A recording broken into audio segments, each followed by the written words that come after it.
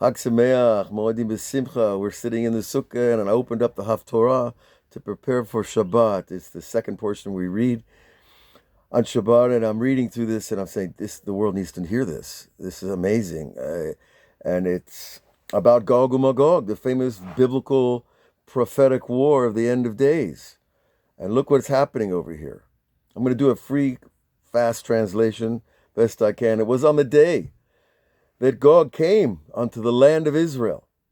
God swears, my anger will rise up in my nose. You ever see those cartoons where their nose turns red? Well, it happens at all levels. Bekinati ba'eshev rati, and my jealousy and fire of my anger I speak. If not on that day, a great, no, it says great. When God says great, it means great. It's not a minimal item. A great earthquake will come onto the land of Israel, and it will shake up the fish of the sea and the birds of the heavens and the animals of the fields, and everything crawling on the land. We'll call Adam. Now listen, the prophet is listing to us all these levels of creation. They're all going to be shaking, and that's not just shaking physically. It's going to be fear. But God tells us this because he cares about the animals and the insects, because they're his creations too. Look at an insect. It's alive. How is it alive? How does it know what it wants? And it's programmed and designed to seek food, reproduction, a home. God's intelligence is invested in everything. And all the peoples and all the Pnei of the earth, not just Israel,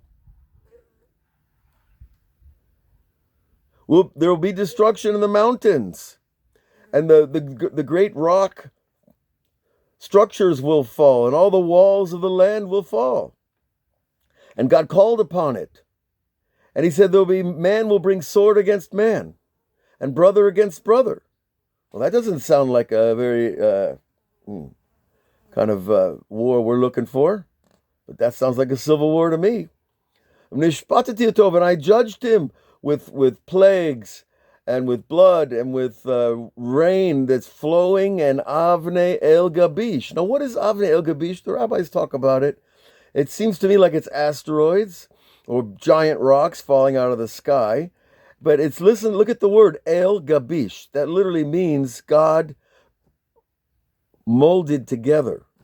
Like when you take dough and water, or actually you make water and flour and you mix it and you knead it, it becomes dough. God kneaded these rocks together. Now, if you look at the structure of a meteor or an asteroid, it's not just a rock. Especially a meteor, it's fire, it's water, it's ice, depending on the meteor. But look, it's all coming together, but sulfur and fire. He will rain upon and all the extensions of the land and on all the many nations that are with Gog. So anybody who's on Gog's side is on the wrong side. But this is the piece that really got me excited. And I became great and sanctified and known amongst the nations, many nations. Well, don't most of the people know about world already, the God in this world? No, but there's probably millions and millions and millions that don't. But they're gonna today because of the internet. Ve'eduki ani Hashem, and they will know that I am God. Rata ben Adam, Hinabe Gog, and now you, Yehezkiel, this is Yehezkiel 38, I want you to prophesy on the people. That means he's foretelling to the people. And God said, I will bring Gog, the president of Rosh Meshech and Tuval. So I looked up Meshech and Tuval, and they, on an ancient map, a medieval map, before, probably around the beginning of the Ottoman Empire, there were two states in northern Turkey called Meshech and Tuval, and they're on the Black Sea, facing where? Ukraine, which is at war with Russia, and Russia obviously is being run by people who not too religiously oriented.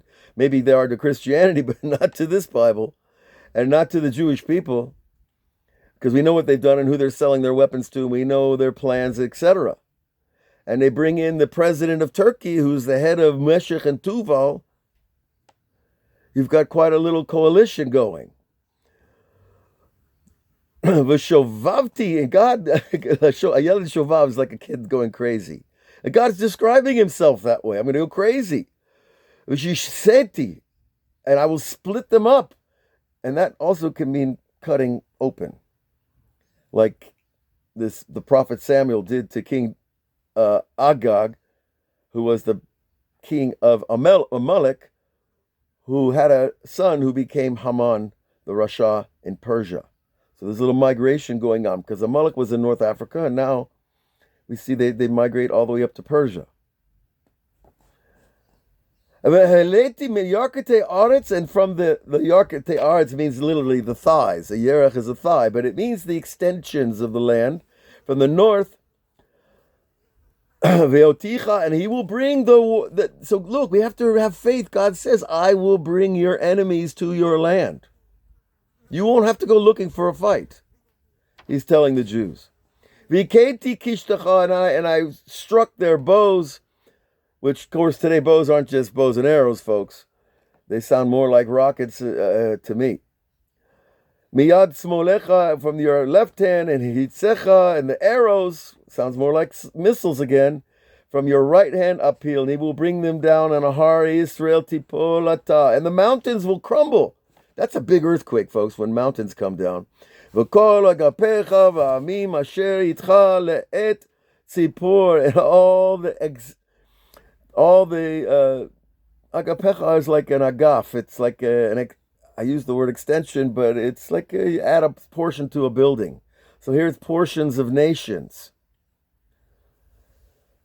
are going to know God. Shilachti Eish, and there's going to bring down more fire. And on islands. Why islands?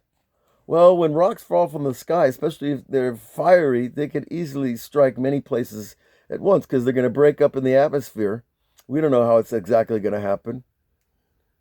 And my holy name I will make known in my nation. That's where God reveals his name to us, means a new light goes off in our brains. A new awe, a new light, a new greatness, a new power, a new self-confidence, and God confidence. All of these are going to be revealed in our brain. They're not going to be out in the sky and we got to reach up and grab them.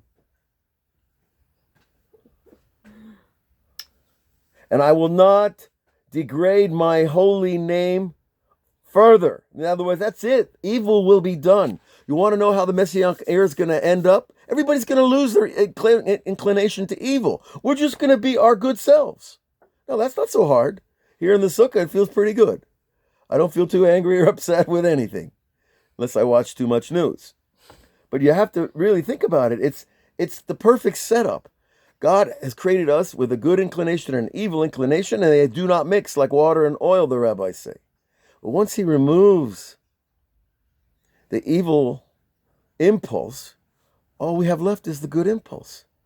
And then there's going to be the true redemption that everybody's waiting for, and there's going to be world peace. And it's not going to be world peace brokered on tables with murderers. It's going to be inner world peace where no one's going to have the inclination to go out and do evil anymore. Anyone who's left. So I bless all of us to be there, to get through it, because on the other side of it, it's going to be the real deal. It's going to be the most awesome human race on the most awesome planet in the universe. And we're all going to be one with one God. And we're not going to fight about it anymore. So God should bless you with a holy sukkah. And if you're not in the sukkah, go to someone else's sukkah. And just sit there, close your eyes and breathe deep. And you will know that there's a God in Israel. Hag Sameach.